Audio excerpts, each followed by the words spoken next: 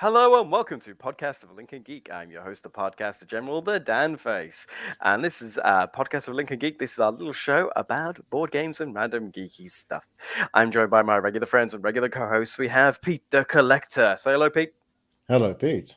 The classic opening there, Pete. He's also collecting a new title because we've actually got titles now that you can actually see if you look at our live stream, the video version. You are the toy nerd, so maybe you're the collector of names, Pete. Maybe I am. I mean, I don't know why I call myself the toy nerd. Can you guys have any ideas for that? There's no evidence of that. I wonder. I wonder, yeah. The amount of white space behind you is gradually being enveloped by just various figures, Funkos, and action figures. That's just this room. I keep needing to actually do some kind of recording in my living room and my hallway of showing all of my other figures there. That's something I need to keep doing. Hallway too? Yeah, I've got in my hallway. Oh my goodness. Well, anyway, you heard him briefly, but I'm also joined by another regular friend, another regular co-host. We have the Chris. Say hello, Mr. Chris. Hello, everybody. How you all doing? Very good, thank you. And we have gathered here today to have a little discussion. This topic is Chris's idea, so if it's rubbish, blame him. We're going to talk about what was our first Kickstarter, what popped our cherries. Yes, what popped our Kickstarter cherry? Some of us had a great resistance that said Kickstarters, and then because of their blasted friends, that resistance gradually wilted away, and you can probably tell who that is by the various audio visual clues by my co-presenters there. So yes, we talk about have we managed to resist all Kickstarters? If we have got some, what was our first one, and have we got any more since? How many have we done in total? That could be fun. I can certainly show a few. Yeah, pretty much. Well, we'll start with the person that probably hasn't done as many as I think yet. So let's go to Pete. So first of all, Pete, how are you doing for Kickstarters these days? Not too bad. I've only ever done one though. So pure.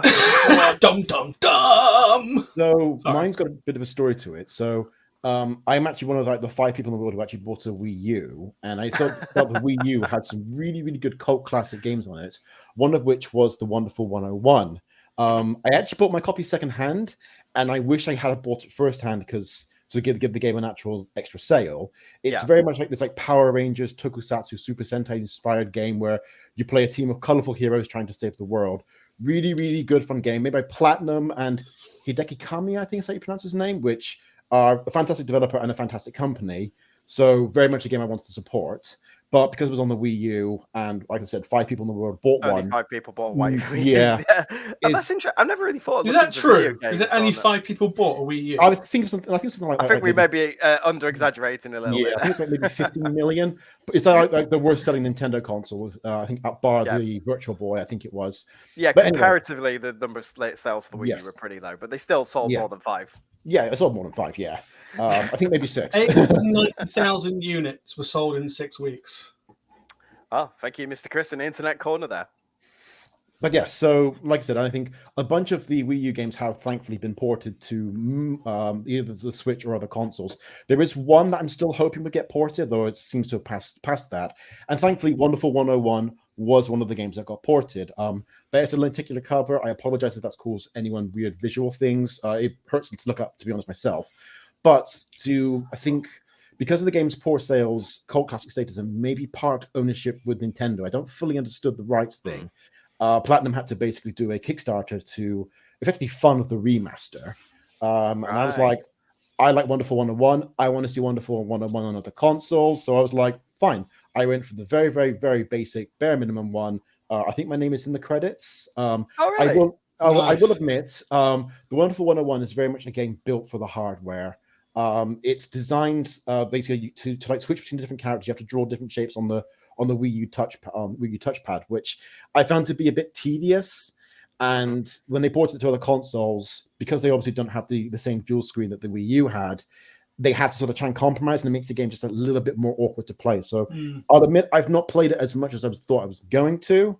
I think I got to like the 4th or 5th level in the original version, and like maybe 2nd or 3rd in the remaster. But I've also got like about a large number of games in my backlog that I've been slowly whittling down. So you've not actually seen your name in the credits yet? You haven't got to the credits to see I haven't got to the credits yet. I don't know if I'm just power free. There it is. Yeah, I should do that actually. Yeah, they'll probably be under P. So we're probably talking interesting. Yeah. I never really thought of backstarting video games on Kickstarter because I always thought they're big soulless corporations that can pay their own things. I mean, it But I depends. guess if it's a smaller Yeah. title like that, Yeah, I know a lot of indie games as well have also been backed on Kickstarter. I think yeah, I know the indie very games popular make indie sense. game Undertale. I think is a classic example of a game that got a Kickstarter that sort of helped Oh. fund it, and I'm sure there are a few others like it. But like I said, I mean, the problem with me is, and I mean, maybe we'll cover this a bit more about why I haven't really done other Kickstarters at a later date. But I'm very much a try before you buy kind of guy. So, for example, I backed the Kickstarter for Wonderful 101 because I did enjoy it, awkward controls aside. You know, I really recommend the game to other people. If you have like that, it's kind of like that campy sort of superhero charm that I'm a very, very big fan of. And Nice. I love Power Rangers. I love the whole tokusatsu Japanese superhero transformation thing. Yeah, I mean, what is it? I think in the opening of the game, what is it like the protagonist, Wonder Red? He's like this mild mannered Clark Kent type teacher. He like gets all the kids to safety, and they're like, "Teacher, come with us." He's like, "No, I'm fine." And as soon as the kids are out of sight, he takes off the glasses. He transforms into Wonder Red and this fantastic henshin, or that's the Japanese word for transformation process. And it's like in 1.5 microseconds, this person becomes Wonder Red. And I'm a sucker for that sort of thing. Wonder Red. Yeah, and like, what is the thing when Wonder Blue comes along, like the screen pauses and he's like just looking at the camera. He's like, "Come on, can we like not say anything?" But he's like, "Oh, it's like, can we move, please?" I think at one point he's like in midair, he falls and he sort of swims back up to it. Loads of charm. Absolutely love this game. But like I said, the controls are a bit awkward and it's also got a huge difficulty spike. I mean, it is platinum game actually. I think there's an early game opponent that's very difficult to defeat if you don't have a good defensive skill, which you have to grind a lot of money to unlock. I think in the remaster, it's unlocked by default, which makes this opponent a doddle. So yeah, but like I said, it's platinum games. I mean, Hideki Kamiya is the guy behind Devil May Cry, Bayonetta, Yes, and a few other Devil games. May Cry was an awesome title. Oh yeah, I need to finish Devil May Cry 3. I remember getting that, I think, at one point when I was on my break from university, but that game is infamous for its difficulty. I think the first boss took me like half an hour to finally beat, and even then I was kind of like limping along with like one arm on the floor because of how difficult the thing was. So that's also on your backlog. We should do a topic about our backlogs. Oh yeah. Yeah, maybe we should. But no, that's really interesting. I mean, I popped a little fact up on the screen that there was only 157 Wii U games to date done. That's small. One per customer, I believe. I believe so, yes. Wii U launched in 2012, and part of the reason that it flopped was because it was called the Wii U. People thought it was an extension to the original Wii, not a separate console. So there was a lot of confusing marketing. And then, like I said, it was a very, very clunky system. I mean, I loved it, don't get me wrong, but I can agree that the touchscreen was a bit tedious to work with. And then I think within 5 years, they announced the Switch at the end of 2016. So barely 4 years into its life, and then the Switch comes out and it sells like hotcakes. Wow, that's interesting. Yeah, and don't worry, you're not the only one that bought an obsolete console. I bought a Sega Saturn. I think I was one of the only 12 people that bought one. Does anyone remember that? All my friends got PlayStation. Like, Dan, have you got a PlayStation? I was like, no, I've got a Saturn. Is that bad? I mean, to be fair, I was close to buying a Dreamcast, but I think by the time, because it came out when I was doing my GCSEs, and about the time I was planning to buy the Dreamcast was after my GCSEs were done, and the thing just tanked. And I was like, oh, I guess I might as well go to the PS2 then. And I mean, I since picked up a Dreamcast like secondhand, though most of the games were just scratched to all. I must be the only person from our youth that didn't get a console because, classed as what I would call, consoles as they are. Yeah. I was bought a PC and I had a Commodore 64, but I didn't have a console per se until I was at university and I got a PS2. No. So you were part of the PC master race from the very beginning. Yeah. I remember getting my very first PC. It was a Hewlett Packard, and it was amazing. And I remember being bought a CD-ROM for it, and I remember installing it with my dad into the computer and using Encarta Encyclopedia so much for my homework. It was amazing. The original. It was like cheating. Yeah, it was well before the internet. Was cool. A big resource pool. It was an all-Encarta CD-ROM. It was brilliant. I loved it. Well, This has been memory lane you've been listening to. So thank Yeah, you. yeah. For listening. Well, just to go back on topic, gentlemen, we're going to move to Chris now. So, Chris, when was your first Kickstarter and what was it? When was my first Kickstarter? Well, I think my very first Kickstarter was back in 2020. Ooh, not too long ago. No, not too long ago. I discovered Kickstarter a little bit late, or it could be when this campaign was last updated. I'm not quite sure. I'm just looking at it now. But yeah, I was torn, brought to the dark side by George, and That makes sense. yeah. So my one for people who are watching the video podcast, we can see that now, was Valhalla, which is a Norse Viking themed board game, which I still to this day haven't played. You received it, haven't you? You've got it. I think I saw it on your shelf, but you just not played it. I've received it. I've just not played it, which is terrible. Typical board game. Shelf of opportunity, just not got around to playing it. I mean, the game looks, particularly looked really good. It was, really good price. But what stopped me from playing it was the complexity of the rules. And I've just not got round to having enough people to play it with. It's not the kind of game that appeals to my wife, so I've learnt that mistake. But the rule book was 28 pages. Yeah, 28 pages of rules. And this is probably shortly just before you became a dad, wasn't it? 2020. Yes. So probably your amount of energy suddenly dropped shortly after receiving this game. So and it's not through the want of not wanting to play it. I do want to play it still. I think George has it at the moment. I think George has played it. I'll have to speak to him and check. And I did the ever so typical go for all the stretch goals, and I got the Dodo-esque and the Dodo, extras. No half measures, all in. Yeah, no half measures. And like I say, it's a shame. I even got the cute little squirrel thing, a collector squirrel, the Ratto Skur figure.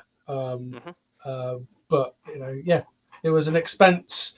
I don't regret it because I will get it played, and then maybe even eventually get it reviewed. But that was my first Kickstarter. I mean, don't get me wrong, it looks great, and people have said it plays well, but it's just the 22 pages of rulebook that scared me, and the time, like you say. Yeah, so definitely. Well, every game deserves to be played at least once. I'm sure that will have its time in the sun one day. Yeah, I know. It's a real shame. I was hoping to be able to tell a really nice story that I've actually played the first game I kickstarted, but no, I haven't, I'm afraid. What did change was with ones that came afterwards, but we can talk about, maybe there's another time. I don't want to hog the stream too much. That's fair enough. And hog the chat. But what about you, Mr. Dan? Well, my first ever Kickstarter. I mean, for a while, I did resist for a very long time. I just want to point that out. You resisted the dark side.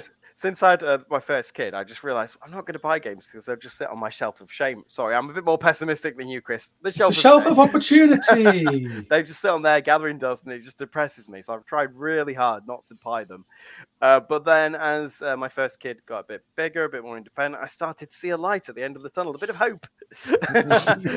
And I saw this Kickstarter it's a game series I really love. I played the original a few times. I've played the sequel a couple of times as well. Love it.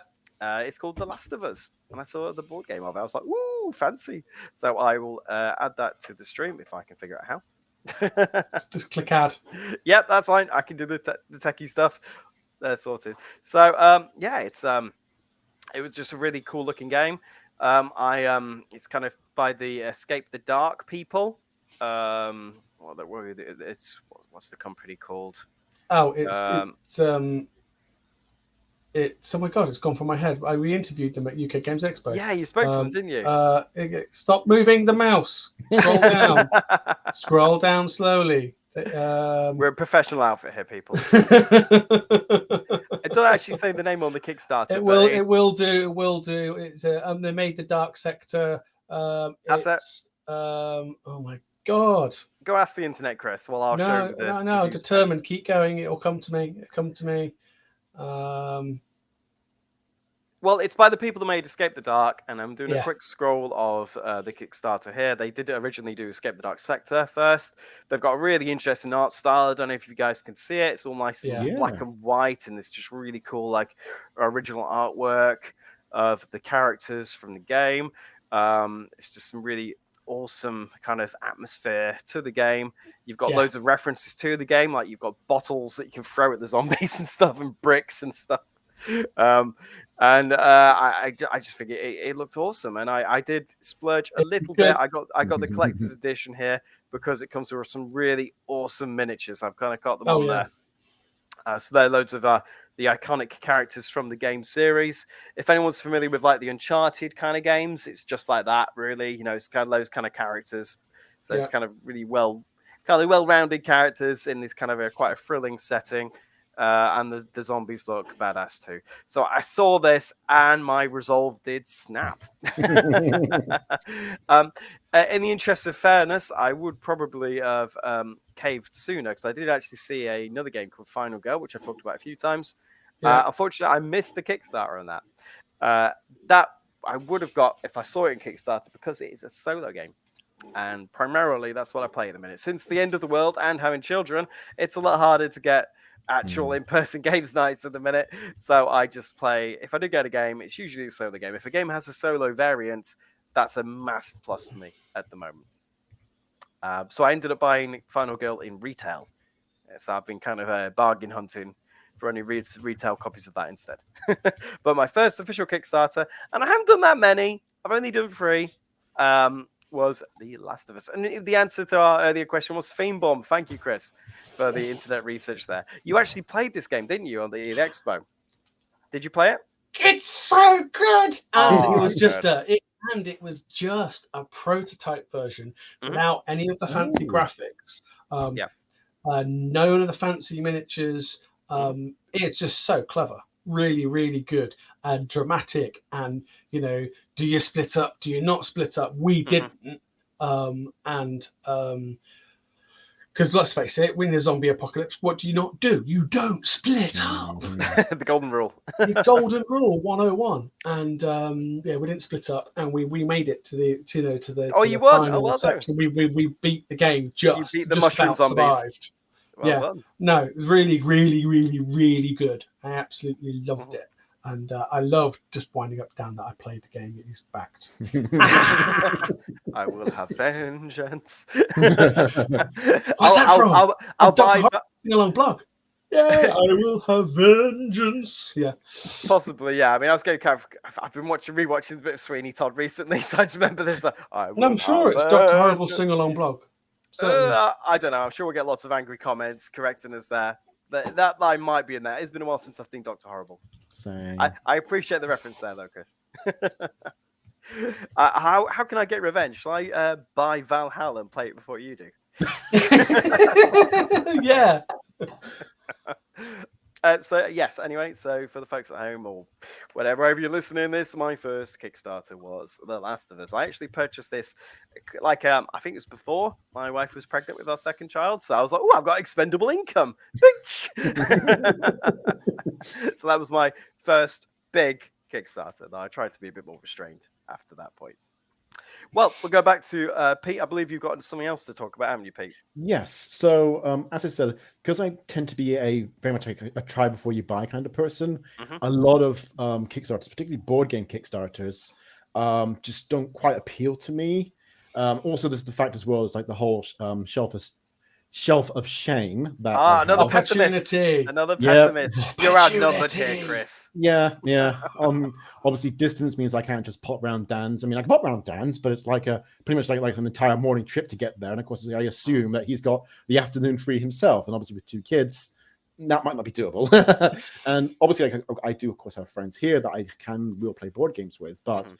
Again, it's something that's maybe not quite as easy to do as real life just gets in the way, doesn't it? Yeah. But and so but I do know that Kickstarters are getting quite big in the toy community. Both Mattel and Hasbro have done a number of Kickstarters of crowdfunding, excuse me.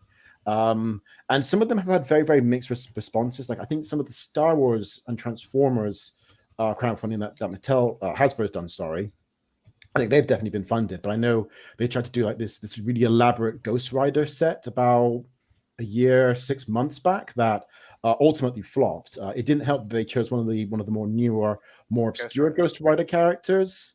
Which, I mean, I'm not up to date with Ghost Rider. I know the Nick Cage film. I know, like, I think from when he appeared in did he appear in the Spider-Man cartoon? Can't remember, but I know like the classical Johnny Blaze one. But that's about makes sense of Ghost Rider. But Mattel, obviously, with the Master of the Universe IP, which surprise, surprise, if you've been listening to the podcast, you might know I'm a bit of a fan of that franchise. Shock horror. I know, right? You wouldn't have guessed, would you? No. And they actually did a crowdfunding last year for the Eternia playset, which I've got open in the tab. If you want to click on over to it, please, Dan. Yeah, sure. So Eternia is kind of an interesting playset from the lore of Master of the Universe because it was one of the final playsets released during the tail end of the brand, because Mattel had all these plans for what's called Paternia, which is like generations before Adam He-Man, which was going to come out in like 1987, 1988. But the brand pretty much just fizzled out by that point. So some sets did get released, but in very, very small quantities. So, and the Eternia playset is one of them. I think it got released in Europe, but in very, very, very limited numbers. So last year, Mattel announced that they were going to do a crowdfunding for the Eternia playset, which looks absolutely fantastic, but I don't collect playsets. I was more of a figure guy as a kid. So obviously it looks brilliant, like I said, but I couldn't really justify it. And you've probably seen that it was £800. Yeah. I mean, when this thing... Don't get me wrong, it looks amazing. Yes. Yeah, I don't think I would buy that for that same. amount of money. Same. And the thing is, like, and I think in the US, I think it was like $550 plus $50 shipping. But for whatever reason, the international prices was just ludicrous. I think some countries had it cost like 1,000 of their currency, something like that. I don't know why it was costed so much, but how long ago was it? Sorry? How long ago was this character? This? It was end of last year, so I think it was. I saw the dates earlier. Yeah. Here we go. It was October to November of last year, and it's coming out next year. It'd be it was obviously during the whole shipping crisis and cost the cost of postage. So that'll be why. Yeah, we had the same issue with Kickstarters and board games in general. And I heard several board game designers as part of our Discord group, as well as followers of the channel, who had problems with their shipping to the point where they actually had to put a message out on their crowdfunding campaign to say, look, shipping has kicked us in the butt. Our backers happy to top up, and they understood the situation and they communicated. But this, that'll be why. Okay, that's interesting actually. But yeah, I mean, like I said, it's like 3 feet tall and it is 4 feet wide. I mean, as someone who's about 5'8", 5'9", that's basically the height of me, and I just have nowhere in my display for it. I think I've got like a sideboard in my living room that I could probably display it on if I were to have bought it, but I then have to move a bunch of figures on that elsewhere. I think you've just got a new house, Pete. Sorry? How about you just get rid of the house? Why don't you just get rid of the unnecessary stuff? Get rid of the sofa, get rid of the TV. You don't need tables. Just get these kind of things, Pete. Yeah, actually, that's not a bad shout. I mean, the only thing that personally interested me was the figure of King Grayskull. And I'm kind of a bit miffed that he's exclusive to this set. Oh, wow. Because I'm not dropping £800 to buy a figure. I mean, King Grayskull was one of the figures before I decided to just buy everything. It was one of my, if they do him, I'll buy him figures. And so I'm kind of disappointed I've missed out on him. But as I said, I'm not paying £800 to get him. That's a lot, yeah. I mean, and he was. Oh, sorry. Well, I was gonna say, I mean, that's a lot to spend on one figure, really. I mean, it's not like a Lego Millennium Falcon, Chris? I mean, how much does that cost? It cost me about £620. Yowzers! But it was an approved purchase from the missus. That's right. You had the permission slip. So I had the permission slip and everything, and I've been repeatedly told at no point whatsoever am I allowed to sell it. I wouldn't. I love it too much. So it's one of my favorite sets. So fair enough.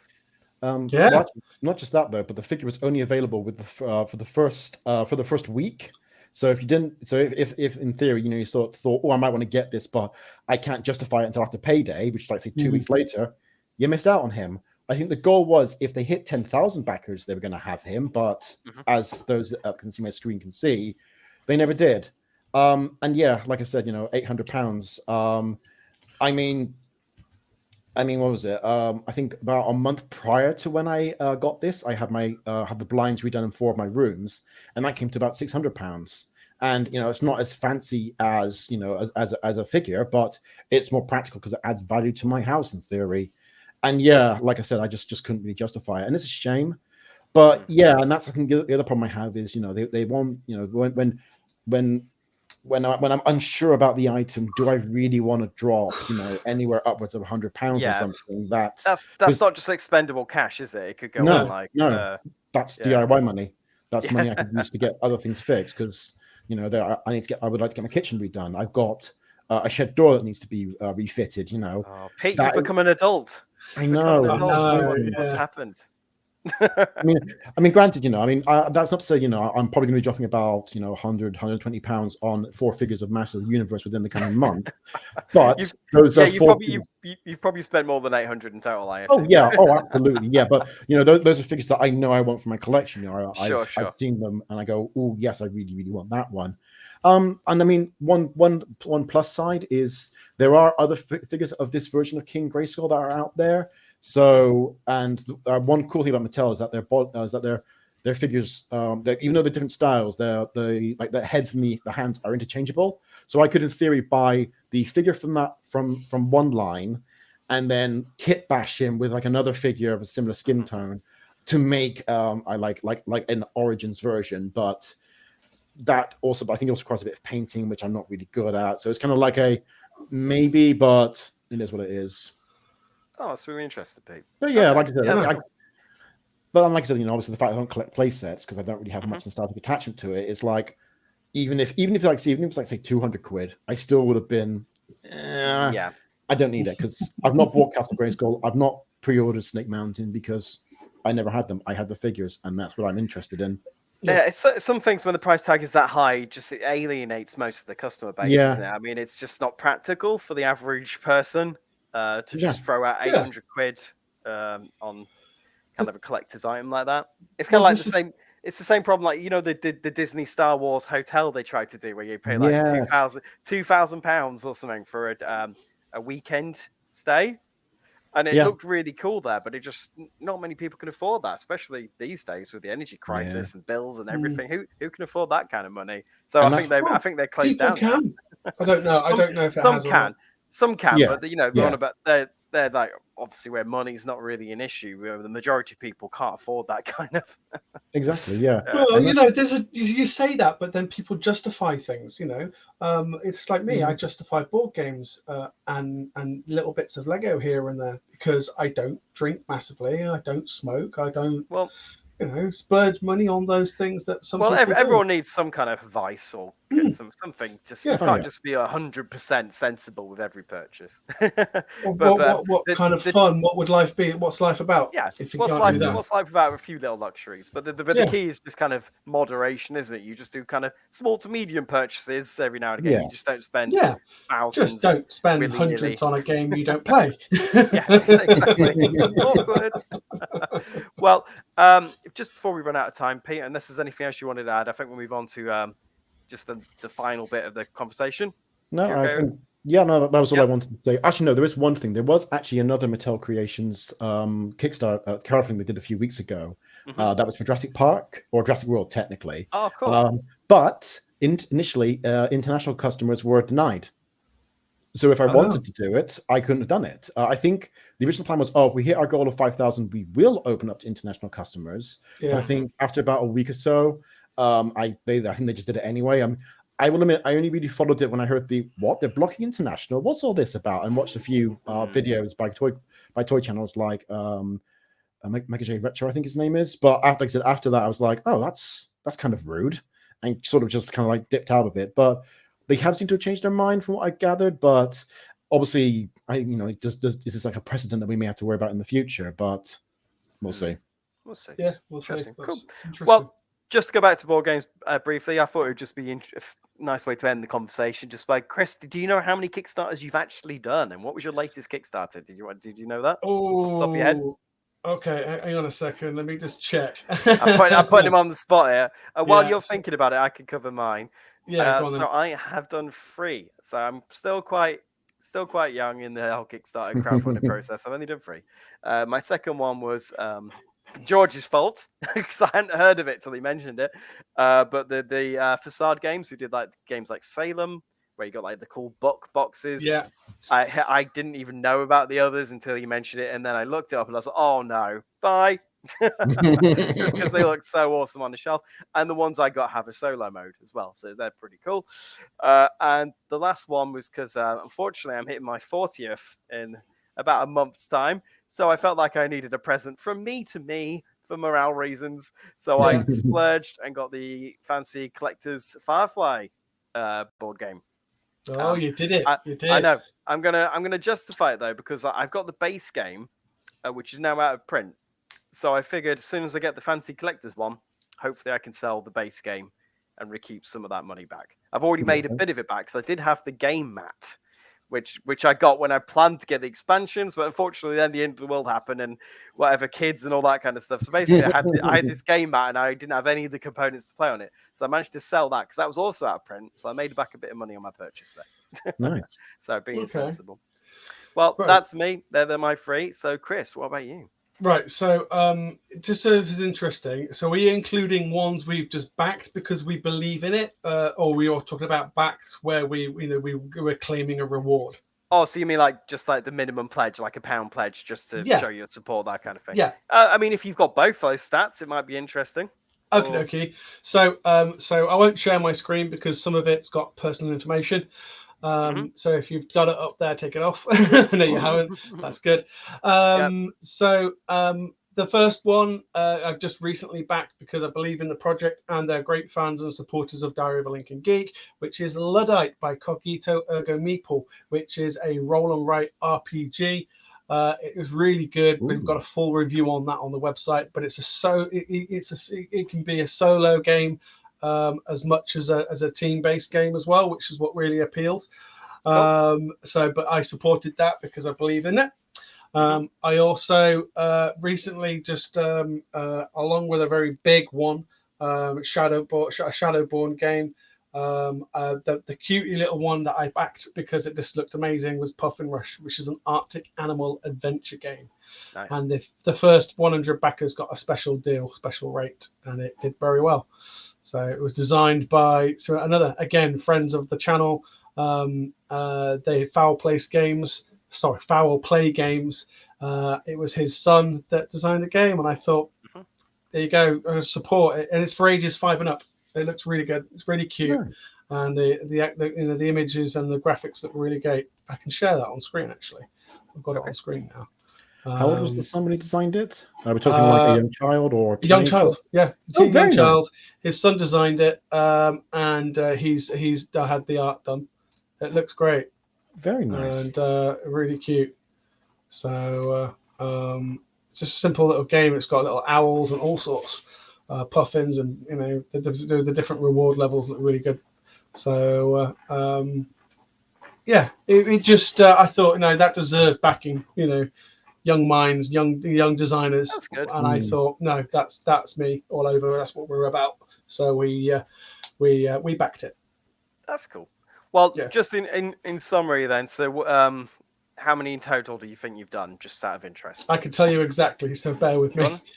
Yeah, that's I can tell you exactly. Bear with me. Yeah, the games for like kids age 5 and up is pretty interesting to me as well, because obviously my son will be 5 soon, so I might be interested in checking them out. I've backed 28 projects. Okay, that's not too bad. Not too bad. And what's yours? 3. 3. 1. 1. There you go. We're so young, Pete. If George was here or Steph or that kind of thing, then we'll be breaking into the hundreds, wouldn't we? 11 of those, 11 that didn't successfully get developed. There's the gamble. So 28 that successfully projects were completed, and 11 that didn't. Fair enough. Okay. Okay, guys. Well, I feel like this is a natural point to put a cap in the conversation. If you guys are happy with that. Put a cap I in was that. going to say one thing actually. Going back to similar to Wonderful 101, I think if any game that I've previously played, maybe one that's out of print, like say a certain Galactical one, were to go up on Kickstarter for reprints because they need money for licensing reasons, I'd probably back that. Mhm. But again, it's more because I want it as a collector's item. Sure. But yeah, I'm just very, very hesitant about it. I feel Pete, we really got there. We nearly got through an entire episode. What were you doing? Oh, I had to drop it at the end. You know it. It wasn't me. It wasn't It me. wasn't you. It wasn't you. No, to be honest, I think I would. Mm. If they wanted the to get the backers for a reprint and the IP, I'd be all over that. Yeah. Yeah. I mean, I I think a understand your lot of people hesitance would. there. I understand your hesitance there, Pete, because Yeah. especially if you're a try before you buy kind of person, Yeah. it has to be exactly. something that's really special. Either I really love the theme or something I know I'm going to like before I actually take the plunge. Because I've tried Firefly before, I know I like it. The Last of Us, I just love the universe, so that's why I got that one. And the other one just looks cool on a shelf, so I know what I'm getting with that. It's why I backed Wonderful 101. I thought it was a good. My issues with the controls aside, I thought it was a very, very good game. I love the theme. I love the sort of tongue-in-cheek tokusatsu sense of humor. So it just ticked all the boxes, and I thought I want this game to sell. I want another sequel, so why not? I think I actually forgot to mention. I think they've actually announced that due to the stretch goals, I think they've released some DLC for the game, which the Wii U version never got. Which, hey, that's great. I need to check that out. All for more content for it. And will the sequel be called Wonderful 102? Just want to add that.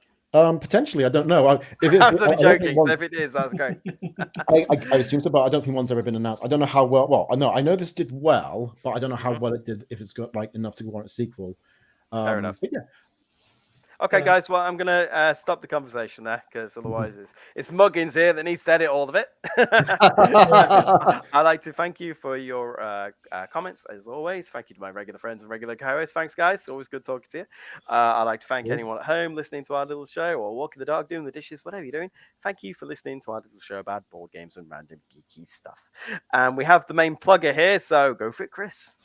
Well, if you enjoyed the episode and you want to let us know about your crowdfunding, what game that broke your cherry, let us know in the comments. We do see them all and we do respond to everything.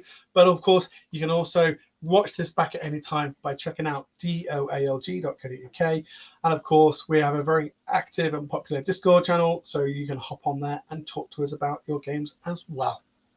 Brilliant. Well, thanks. Well said, Chris. And as always, everyone, always be gaming. Bye.